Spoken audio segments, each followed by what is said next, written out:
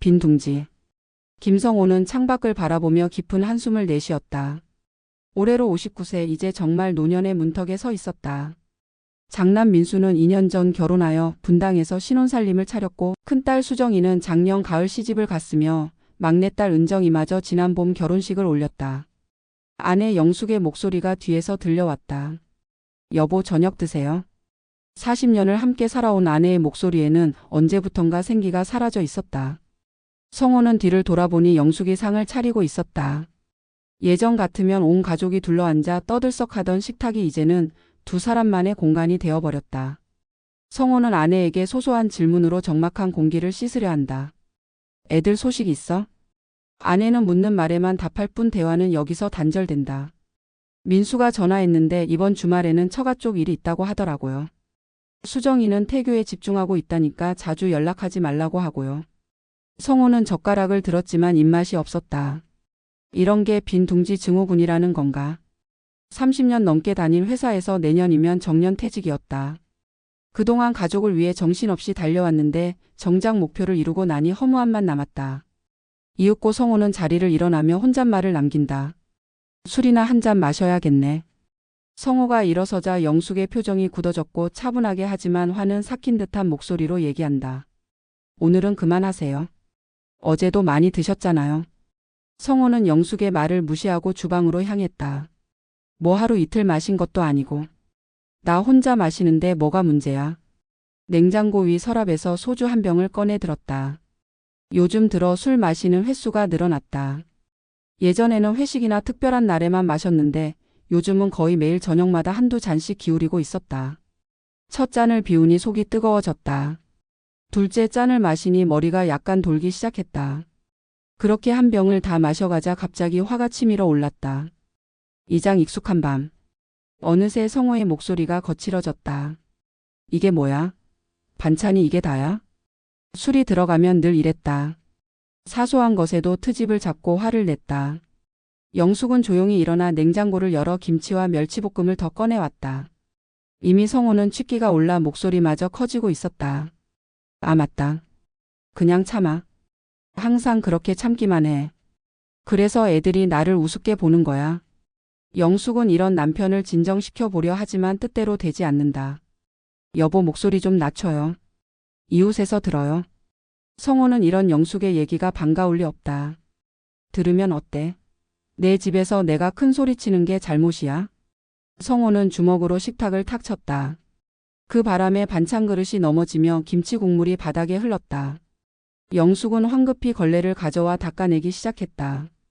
성호의 말은 계속 이어졌다. 30년을 살았는데도 이 모양이야. 집안일은 제대로 하는 것도 없고. 술에 취하면 평소에 참고 있던 불만들이 쏟아져 나왔다.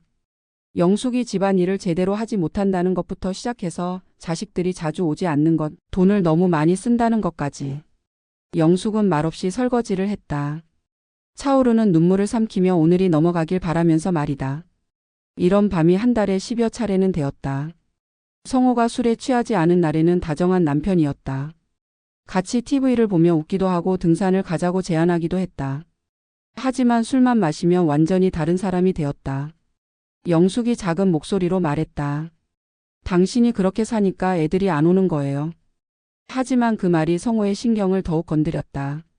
뭐라고? 내가 잘못했다고? 내가 누구 때문에 이렇게 평생 고생했는데? 성호는 두 번째 소주병을 집어들었다. 남은 술을 단숨에 들이켰다. 그리고는 비틀거리며 침실로 들어가 버렸다. 영숙은 어지러진 거실을 정리하며 눈물을 훔쳤다. 이런 밤이면 항상 궁금했다. 예전에 그 다정했던 남편은 어디로 간 걸까? 새 아이를 키울 때는 밤늦게 들어와도 아이들을 깨우지 않으려고 조심스럽게 들어오던 사람이었는데. 새벽 2시가 넘어서야 영숙은 침실로 들어갔다. 성호는 이미 깊게 잠들어 있었다. 코골이 소리가 방 안을 가득 채웠다. 영숙은 조용히 이불을 덮어주고 자신도 침대 한쪽 끝에 누웠다. 하지만 쉽게 잠이 오지 않았다. 3장 아들과의 거리. 토요일 오후 드물게 장남 민수가 아내 혜진과 함께 집에 왔다. 성호는 기분이 좋았다. 오랜만에 아들 얼굴을 보니 가슴이 뿌듯했다. 어떻게 지내냐? 회사 일은 괜찮고? 민수의 대답은 시큰둥했다. 네, 아버지. 잘 지내고 있어요. 예전처럼 아버지와 편하게 대화하지 못했다. 대학생 때까지만 해도 아버지는 민수에게 영웅 같은 존재였다. 성실하게 회사를 다니며 가족을 위해 헌신하는 아버지를 존경했다. 하지만 몇 년 전부터 달라지기 시작했다. 성호는 저녁 준비를 하는 영숙과 며느리 혜진을 두고 민수와 단둘이 거실에 앉았다. 민수야, 아빠랑 한잔할까? 아니요, 오늘은 마시지 않는 게 좋겠습니다. 민수의 거절이 성호의 기분을 상하게 했다. 뭐 그렇게 딱딱하게 굴어? 아들이랑 아버지가 술 한 잔 나누는 게 뭐가 문제야? 아버지, 제가 술을 안 마시는 거 아시잖아요. 성호는 혼자 소주를 따라 마시기 시작했다. 그게 언제부터야? 대학생 때는 같이 마셨잖아. 첫 잔, 둘째 잔. 술이 들어가자 여느 날과 같이 성호의 목소리가 높아지기 시작했다. 요즘 아들들이 어떻게 된 게 아버지랑 술 한 잔 마시는 것도 싫어해. 내가 뭘 잘못했다고? 민수는 불편한 표정을 지었다. 이런 상황이 예상되었기에 가급적 집에 오는 것을 피해왔던 것이다. 아빠, 목소리 좀 낮추세요. 엄마랑 혜진이가 듣고 있어요. 성호의 목소리는 점점 더 커졌다. 들으면 어때? 내 집에서 내 아들한테 하는 소리인데. 주방에서 설거지하던 혜진이 영숙에게 작은 목소리로 말했다. 어머니, 우리 먼저 가는 게 낫겠어요. 영숙은 고개를 끄덕였다. 이런 상황이 되면 항상 그랬다. 자식들은 서둘러 집을 나섰고 성호는 더욱 화를 냈다. 민수는 결국 일어섰다. 아버지, 저희 먼저 갈게요. 민수와 혜진이 나간 후 성호는 계속해서 술을 마셔댔다. 떠나는 아들 내외 뒷전에 깊은 숨을 들이쉬며 불편한 인사를 건넨다. 가라까. 어차피 1년에 몇 번이나 오나. 영숙은 걱정스러운 마음에 술병을 치우려 했지만 성호의 험한 목소리에 물러섰다. 그날 밤 민수는 혜진에게 말했다. 이젠 정말 어떻게 해야 할지 모르겠어. 아빠 입에서 술 얘기만 나와도 머리가 아플 지경이야. 사장 딸들의 걱정. 한 달 후 큰딸 수정이가 남편 재훈과 함께 친정에 왔다. 임신 7개월인 수정이의 배가 많이 불러 있었다. 아빠, 어떻게 지내세요? 성호는 딸 앞에서는 한결 부드러웠다. 우리 딸 왔네. 몸은 괜찮아? 하지만 저녁이 되자 어김없이 술을 꺼내 들었다. 아빠, 오늘은 술 마시지 마세요. 제가 임신 중이라 술 냄새가 역겨워요. 성호의 목소리가 높아졌다. 뭐? 술 냄새가 역겨워? 아빠가 마시는 건데 뭐가 문제야? 수정이는 당황했다. 예전이라면 딸의 부탁을 들어줬을 텐데. 아빠, 제발 술 좀 끊어요. 엄마가 얼마나 힘들어 하시는데. 성호는 화를 냈다. 뭐라고? 술을 끊으라고? 내가 누구 때문에 이렇게 고생하면서 살았는데 술 한 잔 마시는 것도 안 된다는 거야? 딸이 자신을 비난한다고 생각했다. 술이 들어간 상태에서 이성적 판단은 어려웠다. 아빠가 아무리 그래도 그렇게 함부로 말하면 안 돼요. 함부로? 내가 언제 너네한테 함부로 했어? 어제도 그러셨잖아요. 얘기 다 들었어요. 부녀 간의 언성이 점점 높아졌다. 남편 재훈은 어찌할 바를 몰라 했고 영숙은 두 사람 사이에서 말렸다. 결국 수정이는 눈물을 글썽이며 일어섰다. 아빠, 이런 식으로는 저 더 이상 올 수 없어요. 그럼 오지 마. 어차피 시집간 딸이 친정에 뭘 하러 와. 수정이와 재훈이 집을 나간 후 성호는 더욱 거칠어졌다. 딸에게까지 핀잔을 들었다는 생각에 자존심이 상했다. 한편 막내딸 은정이는 언니 수정이로부터 전화를 받았다. 언니, 아빠 정말 심각한 것 같아. 뭐든 해야 할 것 같은데. 나도 그 생각하고 있었어. 엄마가 너무 힘들어 보여. 다음 주에 한번 같이 가서 진지하게 얘기해보자. 오장 막내딸의 눈물. 일주일 후 두 딸이 함께 친정에 왔다. 이번에는 남편들 없이 둘만 왔다. 성호는 딸들이 함께 온 것이 반가웠다. 엄만 어디 계세요? 장 보러 나가셨어. 사실 두 딸은 어머니가 없을 때를 맞춰서 온 것이었다. 아버지와 진지한 대화를 나누기 위해서였다. 아빠, 저희가 할 말이 있어요. 수정이가 입을 열었다. 뭔데? 아빠의 음주에 대해서요. 성호의 표정이 굳어졌다. 또 술 이야기였다. 아빠, 술 때문에 가족들이 모두 힘들어해요. 엄마는 거의 매일 우시고 오빠는 집에 안 온다 하고 저희도 마찬가지예요. 은정이가 말했다. 평소 가장 아버지와 친했던 막내딸의 말이었다. 너희들이 뭘 안다고? 내가 얼마나 힘들게 살았는데. 수정이의 말이 이어졌다. 아빠가 힘든 건 알아요. 저희를 위해 평생 고생하신 것도 알고요. 하지만 술로 해결되는 건 아니잖아요. 술만 안 마시면 아빠는 정말 좋은 분이에요. 우리가 어렸을 때 그렇게 다정하셨잖아요. 은정이의 눈에 눈물이 고였다. 제발 술 좀 끊어주세요. 저희가 이렇게 무릎 꿇고 부탁드릴게요. 은정이가 정말로 무릎을 꿇으려 하자 성호는 깜짝 놀라 딸을 일으켜 세웠다. 야, 이게 뭐 하는 짓이야. 하지만 은정이는 계속 울었다. 아빠 엄마가 얼마나 힘들어 하시는데. 어제도 전화로 우시면서 말씀하시더라고요. 차라리 혼자 살고 싶다고. 성호는 그 말에 충격을 받았다. 영숙이 그런 말을 했다니. 거짓말하지 마. 엄마가 언제 그런 말을. 아빠, 저희가 거짓말할 이유가 있나요? 정말 혼자 살면 어쩌실 거예요? 수정이도 눈물을 흘렸다. 아빠, 제발 도움을 받으세요. 알코올 상담센터라도 가보세요. 하지만 성호는 받아들일 수 없었다. 내가 알코올 중독자라는 거야? 말도 안 되는 소리 하지 마. 아빠, 그게 아니라. 됐어. 너희들도 다들 나를 이상한 사람 취급하는구나. 좋아, 알겠어. 성호는 화를 내며 방으로 들어가 버렸다. 두 딸은 서로를 바라보며 한숨을 쉬었다. 그날 저녁 영숙이 장을 보고 돌아왔을 때 집안 분위기는 최악이었다.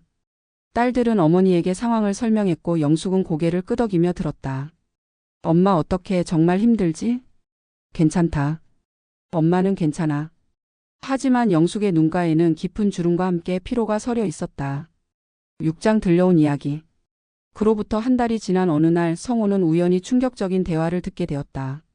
화장실에 가려고 복도를 지나다가 거실에서 나는 목소리를 들었다. 영숙과 큰딸 수정이가 전화 통화를 하고 있었다. 수정아, 엄마도 이제 더는 안 되겠다. 아빠가 술만 마시면 완전히 다른 사람이 되잖아. 엄마, 민수 오빠랑 상의해서 아빠를 좀 좋은 곳에 모시면 어떨까요? 좋은 곳? 요양원 말이에요. 술 문제가 있는 어르신들을 전문으로 돌보는 곳이 있다던데요. 성호는 문 뒤에서 숨을 죽였다. 요양원?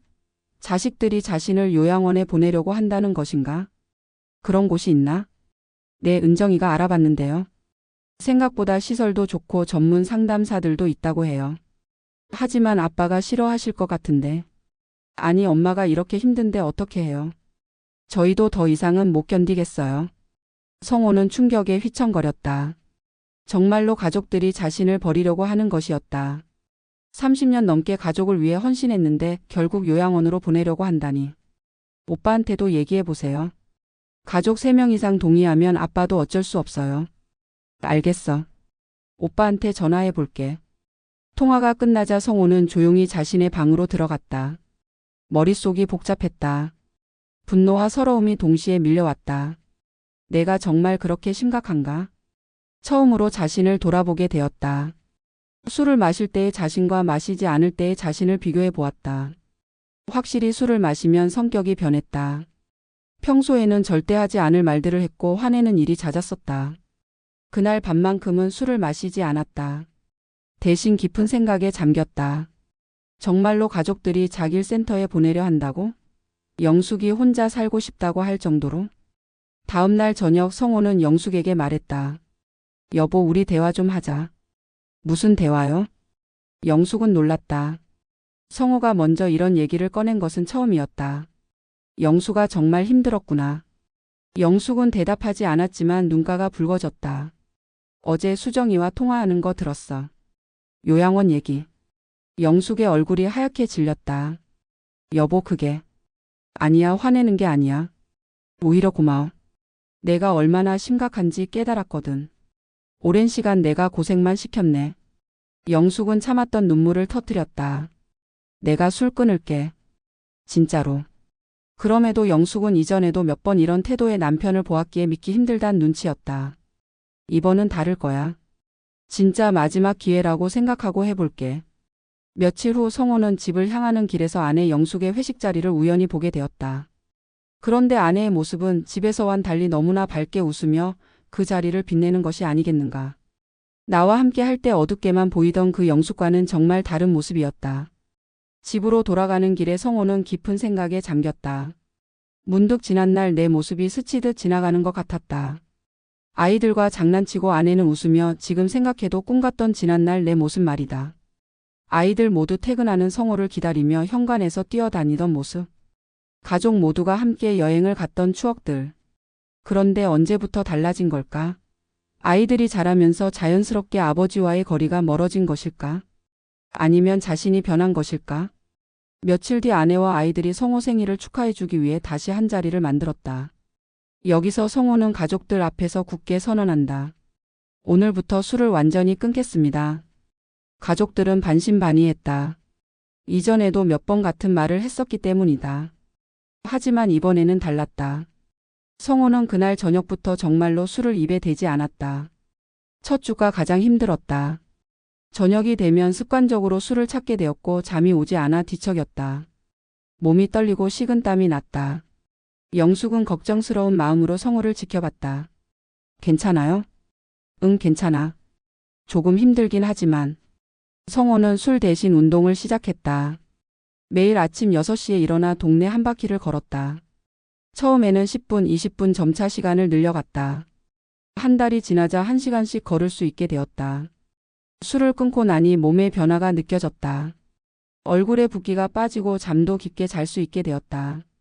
무엇보다 마음이 평온해졌다. 사소한 일에 화를 내지 않게 되었고 영숙과의 대화도 늘어났다. 여보, 오늘 날씨가 정말 좋네요. 그러게. 우리 공원에라도 갔다 올까? 예전에는 상상할 수 없던 대화였다. 성호와 영숙은 손을 잡고 공원을 산책했다. 마치 신혼부부처럼. 2개월이 지나자 아이들의 반응도 달라지기 시작했다. 민수가 먼저 집에 왔다. 아빠, 몸이 많이 달라지신 것 같아요. 사뭇 대화의 흐름에 긍정적인 메시지가 담긴 듯 했다. 그래? 정말 술 끊는 모습 보여줄 테니 지켜봐. 대단하시네요. 쉽지 않았을 텐데. 민수의 목소리에 존경의 뜻이 담겨 있었다. 성호는 아들과 진지한 대화를 나눌 수 있게 되었다. 민수야, 그동안 아빠가 미안했다. 아니에요, 아버지. 단주 후 1년이 지났다. 성호는 정말로 술을 끊었다. 한 방울도 마시지 않았다. 가족들은 이제 성호의 변화를 완전히 믿게 되었다. 첫 손자의 돌잔치가 다가왔다. 안녕, 우리 민호야. 할아버지야.